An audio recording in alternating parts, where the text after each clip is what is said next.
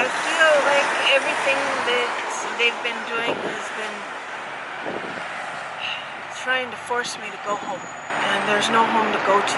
They say my grades are low and that I'm not allowed to come back. They don't want you to go back to school.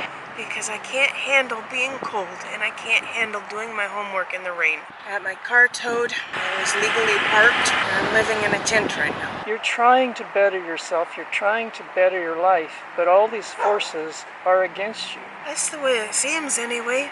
Shakespeare says, "Do I not bleed the same color as you?" I was driving down Oregon's Highway 101, probably best known for its scenic beauty and coastal access points as it winds its way along the westernmost edge of the state. It's frequented by vacationers and becomes a very busy route every summer as crowds flock to the coast to escape the inland heat and delight in the beaches, dunes, and rocky headlands studded by the occasional lighthouse. As I drove along the highway, I spotted a woman in a wheelchair next to a tent behind a Dollar General store near the small town of Lakeside, Oregon. She must be homeless, I remember thinking. Something told me to turn back around and talk to her. She looked like someone who had a story that needed to be told. Hey everyone, I'd like you to meet Willow. She's currently in Lakeside, Oregon, and she's homeless. And she's been living in a tent for about a week, and she's trying to get an education and everything. So I'm going to tell you a little bit about her. She's going to tell you a little about herself. So Willow, tell me a little bit about what's going on here. My name is Willow Danny Marie McNulty, or Brandy Marie McNulty. I'm having my 50th birthday this month. Been living outside for about 2 years. I was living in my car for a year before that. Police in Coos Bay are tired of it. Police in Reedsport are tired of it. And so I'm here in Lakeside. I've been here for somewhere close to a month, I think.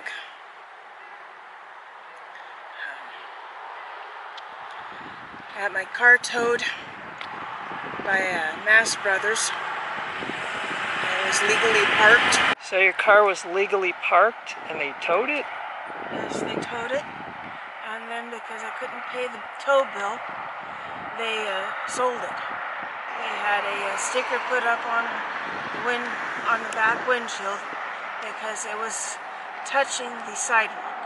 Somebody had let the parking brake loose. And after I'd pushed it back, I set the brake, they let the parking brake loose. And so that gave the police reason to put a sticker on the back saying that it was abandoned or neglected. And I put my own sign over the sticker, like I'm legally allowed to do as far as I know. And I pushed it up into the parking lot because I was going to be gone for a couple days. I came back 24 hours later than I had expected. And the car was towed, and they proceeded to steal just about everything I was packing with me, including my wallet. So they basically sold your house right from under you. Yeah. I feel like everything that they've been doing has been trying to force me to go home. And there's no home to go to. I had a house in Reedsport I wanted to live in, and I've had HUD housing since then. Right now your house is a tent beside the highway. Yeah, just off the highway. I went around to most of the campgrounds when I had the vehicle. They told me that I wasn't allowed in there. The only reason I got to stay in one campground was because there was somebody else that rented it. Well, tell me about when you were studying. What happened there? They kicked you off the computers, or what happened? I could only pay for 1 month of housing. I had an $18,000 grant pending. They wanted transcripts from previous colleges I had attended. I've been to UCC, Umpqua Community College. I've tried to attend a couple online colleges, Independence University, and there's one other one. I'm drawing a blank. The transcripts weren't coming through. They wouldn't process the grant, wouldn't give me work exchange, because they wouldn't process the grant. So I didn't have any money for the next month's rent. They kicked me out. My grades fell. I lost probably 60 to 3/4 of the computer time I had available. I didn't have a laptop. They say my grades are low and that I'm not allowed to come back. So they don't want you to go back to school. Yeah, because I can't handle being cold and I can't handle doing my homework in the rain. I wasn't getting enough sleep. I passed one class with good grades. The other two, I had to sacrifice. I was attending college I had scheduled for a whole year, and I just couldn't keep up that way. They didn't process my Pell Grant, $18,000 Pell Grant, and they just wouldn't process it. I don't understand. So you've been homeless ever since? Yeah. I got like 3 months reprieve of being homeless by going to college. I thought I was free and clear. So you're trying to better yourself, you're trying to better your life, but all these forces are against you. That's the way it seems anyway. And I don't understand why. I'm not any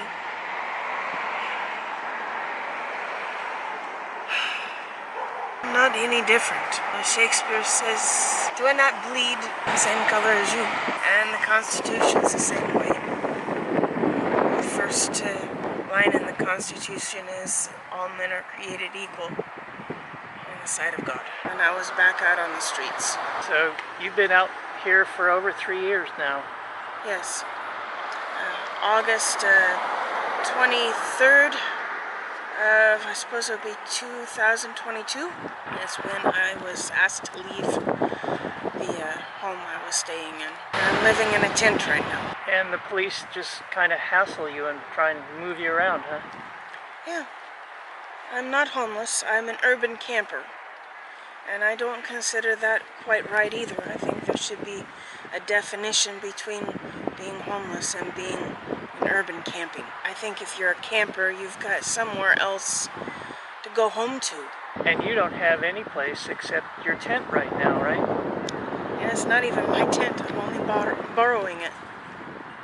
But I'm grateful to have it. What do you hope happens for you? I really don't know.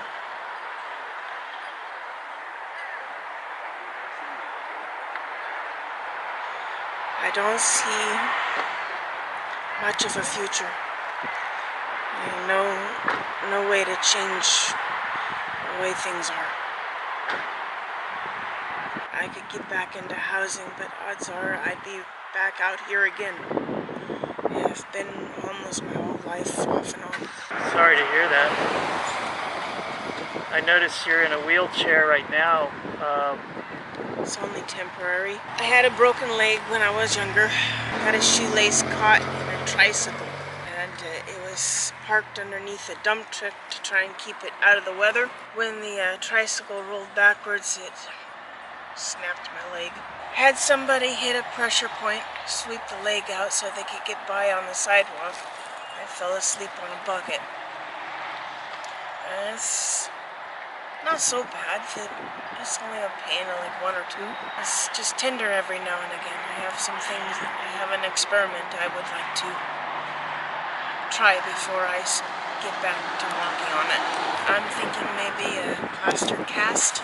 Nobody seems to want to be very eager about helping with that. Nobody's really helping you right now to get out of your situation, are they? No. So it's 4 years before you can even get any assistance of any kind? Yeah, I went around to city services in North Bend, Coos Bay area. They told me it would be 4 years before they could help me. That they were out of funding in some places, and they had a full list in others. And some others, they were still out of funding with the full list. And then they told me I'd still have to reapply in 2 years. I don't think that was quite fair. I think they would be able to keep up one. So she's just hanging out pretty much behind the Dollar General here at Lakeside, Oregon. She really doesn't have any place to go, I mean, just aside from her tent.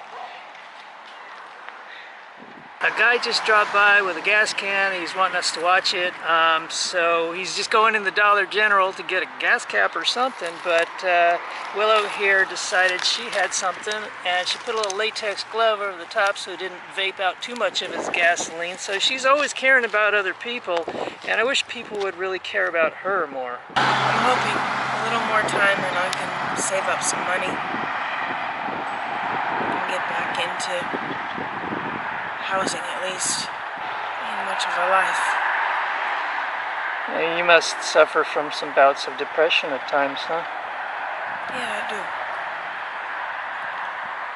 Depression, scoliosis.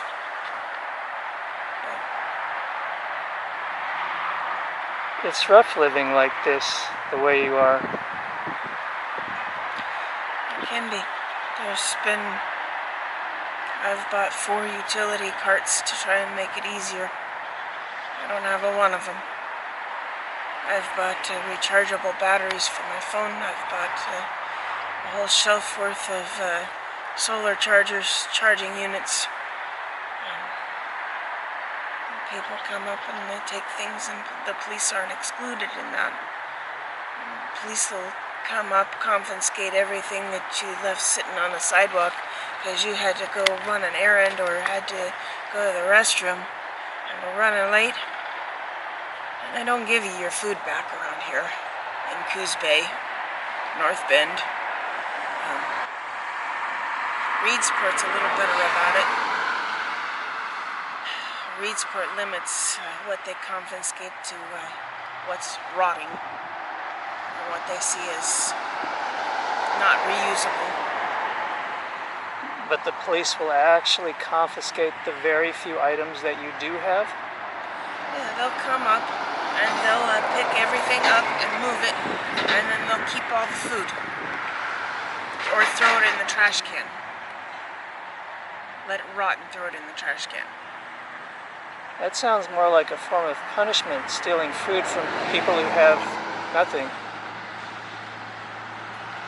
I don't know what policies they have that are causing that, but I certainly see it as theft. So tell me about this kitten. Or she had green gunk in her eyes and ear mites and was really skinny, bony. I've been tending her and she's doing pretty good now. Might have a new friend in that. See if nobody comes around to claim her. So you rescued a little kitten? Yes. And she's living with you in the tent? Sort of. She's got somebody she goes to visit. So I don't know if she's gonna stay. I don't know if you can see the cat in the bushes right back in there, but anyway, that's her cat. It's right in there hiding out. So you very rarely get a hot meal because you can't use the propane stove that you have unless you're in a campsite. Pretty much. It's nice sapphire blue. But you can hardly use the stove. No point in even pulling it out. I'd get in trouble for using it in town. So that means you don't have hot meals. No hot meals unless I go into a restaurant or someplace that'll cook it. That means I have to smell nice, look nice, otherwise I disturb the other customers. So they've been allowing her to charge her phone for the past couple days at the Dollar General. That privilege could be taken away at any point. So you still have bills to pay? I still have bills. That's the reason I've been homeless. I've been overextended. Was just getting to the point where I was balancing out before somebody stole my bank cards and my food stamp cards and all my business cards. I've got 2 storage units, one in Coos Bay, one in Reedsport, Oregon. I was going to try and consolidate them, move out of the one in Coos Bay, back into the one in Reedsport. That would take my bills down a little bit. I've credit cards I was paying on. I bought a pair of hearing aids for a friend. I'm just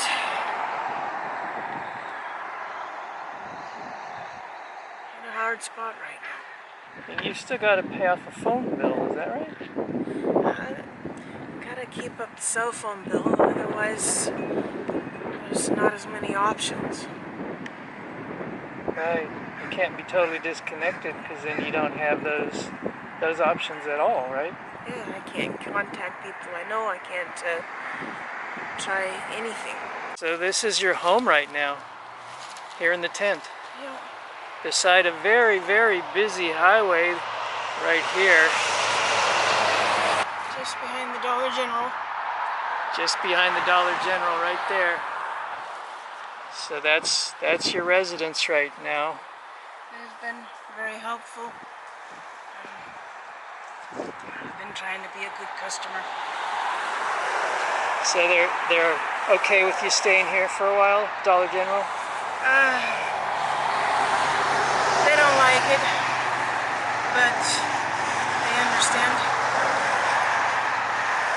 And you're just surviving on like $50 in food stamps a month? $50. I think it's 58 to be specific. When I was in housing, it was closer to 200.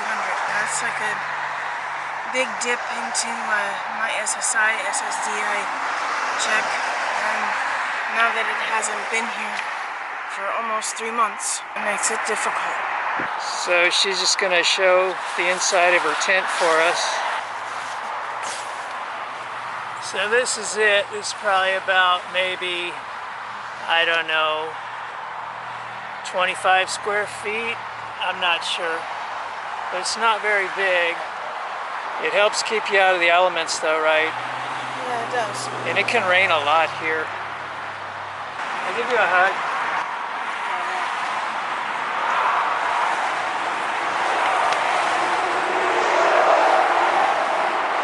Thank you for sharing your story with me. I hope somebody out there can somehow help you. I wanted to ask Willow a few more questions that didn't come to mind at the time, like how does she bathe and how often is she able to? I imagine she takes a sponge bath. How does she make any money? And what does she hope to do after college? She had given me her phone number and email, but I was unable to reach her. It was like she had vanished.